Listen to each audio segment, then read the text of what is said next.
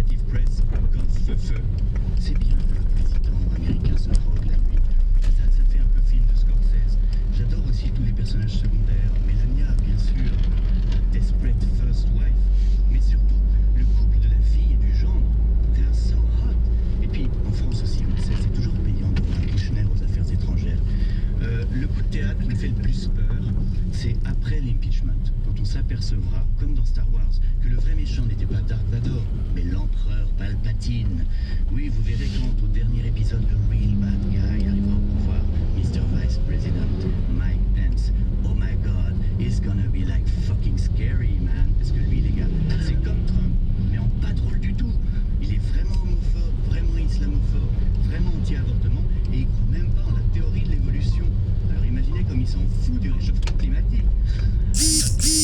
Quand ce mec-là dirigera l'Amérique jusqu'en 2020, on réglera plus jamais. Enfin, heureusement qu'à la Maison Blanche n'est qu'un feuilleton télé. Ce serait tellement cauchemardesque si tout ça était la réalité. Frédéric Becbédé, merci. Et donc l'audition de Comey à 16h heure française, ce sera en direct. Et puis avec peut-être un live tweet de Trump. Enfin, il en a affiché la volonté. Et apparemment, d'après les dernières informations de presse, André Caspi, ses conseillers tentent de le dissuader de faire ce live tweet de l'audition de Comey en direct. Je précise que Mike Pence ne tweet pas. Lui ne tweet pas, voilà, c'est au moins une qualité. Merci beaucoup André Caspi, merci Dick Howard d'avoir participé à ce 7-9. France Inter, il est 9h40.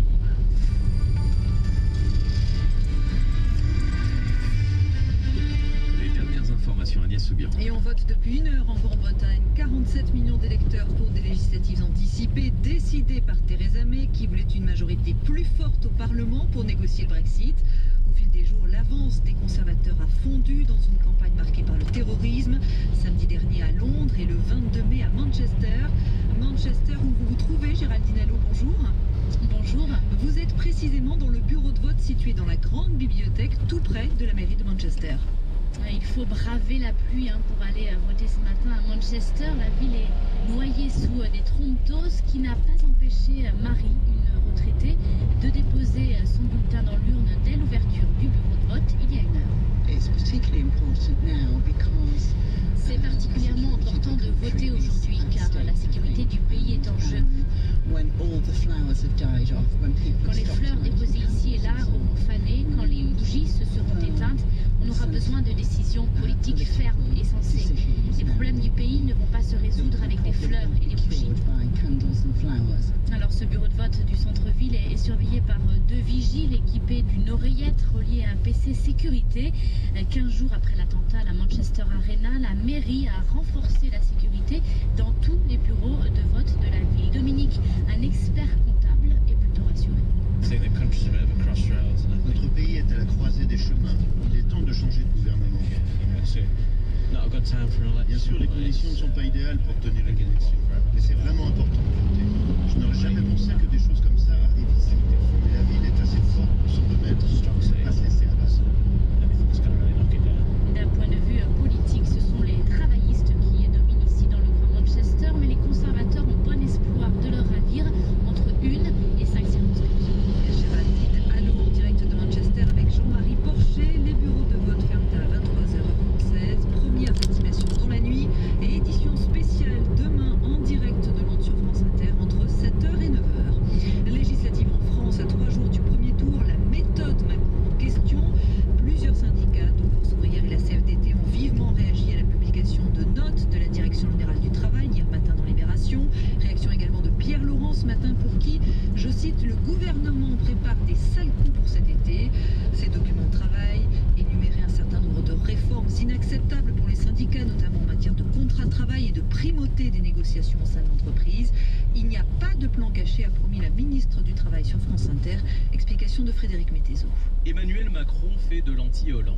Tout a été dit pendant la campagne présidentielle, explique l'Élysée, sur les accords d'entreprise ou sur l'indemnisation des chômeurs. Sous-entendu, contrairement à François Hollande qui n'avait pas annoncé le CICE, le pacte de responsabilité et la loi El Khomri. Pour un parlementaire macroniste, la présidentielle a validé les grandes lignes du projet. Et si nous remportons largement les législatives, cela voudra dire que les Français ne sont pas hostiles aux ordonnances. Restent donc les modalités de la réforme, les modifications concrètes du droit du travail, comme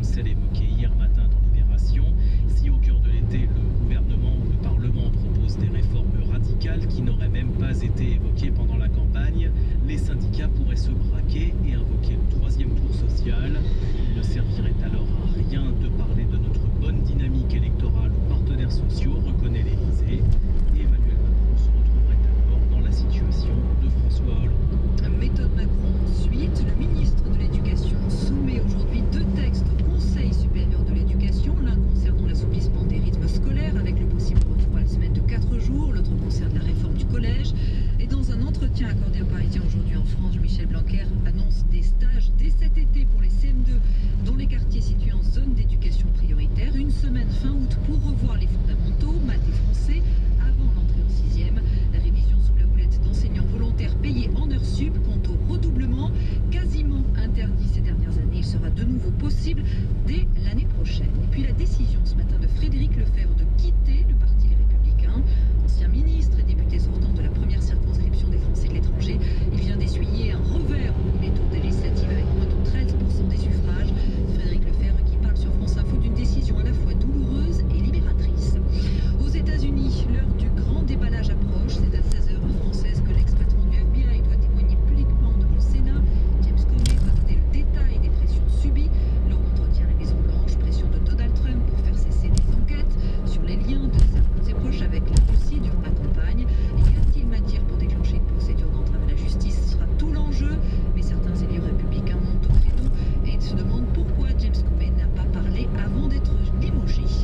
Elles ont la réputation d'être cool, mais fait-il réellement bon travailler dans les startups? L'IFOP publie ce matin son baromètre Paris Workplace que France Inter dévoile. 2700 salariés interrogés et la réponse est oui. Selon cette étude, 8 salariés de la tech sur 10 assurent être heureux dans leur travail. Reportage d'une start-up parisienne de Maxime Debs. Posté dans son siège massant, Gauthier dit Monsieur Fun chez Guest to Guest est chargé de réfléchir aux moyens de rendre la vie de ses collègues meilleure. Lui, en fait, pas mal dit.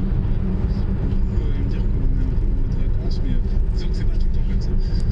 Le sourire, lui aussi, Charles-Édouard fait partie des cofondateurs de cette start-up dont le système basé sur le bien-être fonctionne a priori.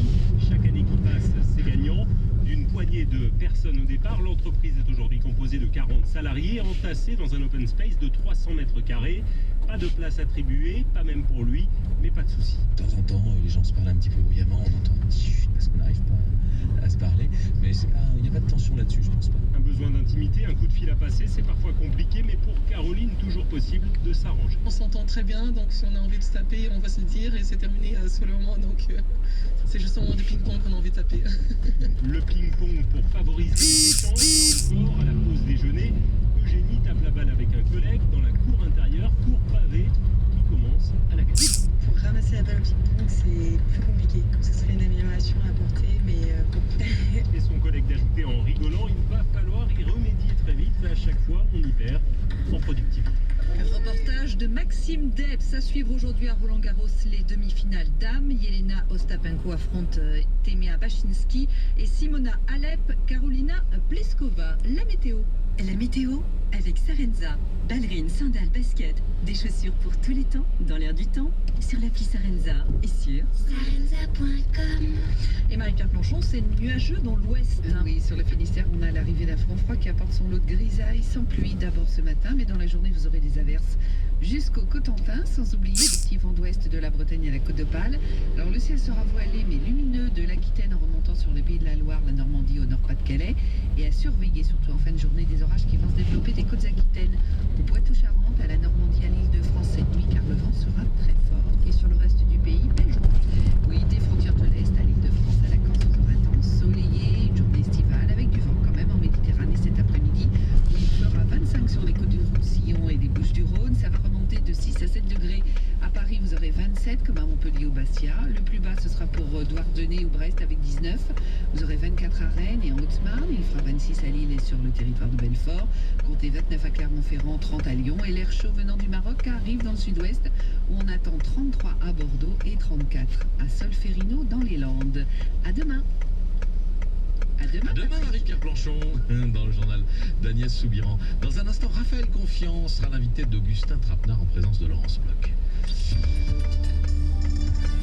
du lundi au jeudi soir sur France Inter. Le nouveau rendez-vous, c'est l'émission Énervé du soir. Laurent Goumard. 2 heures tendues sur le fil de l'actualité culturelle. Et ce jeudi, le Énervé prend le large. Direction le Havre qui fête ses 500 ans. Une émission publique où il sera question de nouveaux menus concrets pour cet anniversaire, d'une visite des commerces dans l'ancien budget aux Alpes.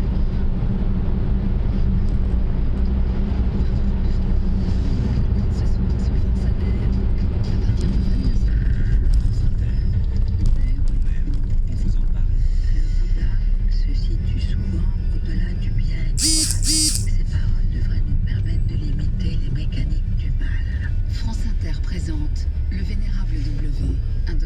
de Barbet Schroeder, actuellement au cinéma. En Birmanie, un moine bouddhiste influent prêche des paroles de haine à l'encontre de la minorité musulmane. Le cinéaste Barbet Schroeder est parti à sa rencontre. Le vénérable W de Barbet Schroeder, un film France Inter. L'instant M, votre rendez-vous média dans une demi-heure. Sonia De Villers ce matin. Eh ben, j'ai invité Alain Marchal et Olivier Truchot, les grandes gueules de RMC qu'on appelle des GG depuis 13 ans. C'est même devenu une émission de télé, figurez-vous.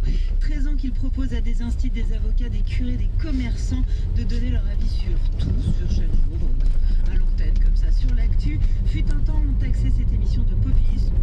Ce qui est intéressant, c'est de regarder comment le contexte politique et médiatique a changé et de se demander ce que les GG incarnent désormais dans ce paysage transformé. Très bien. À tout à l'heure, Sonia. Avant les GG, AT, Augustin Trappin, c'est à vous. Boomerang avec Raphaël Confiant, Laurence Bach est sortie du studio. On est soulagé.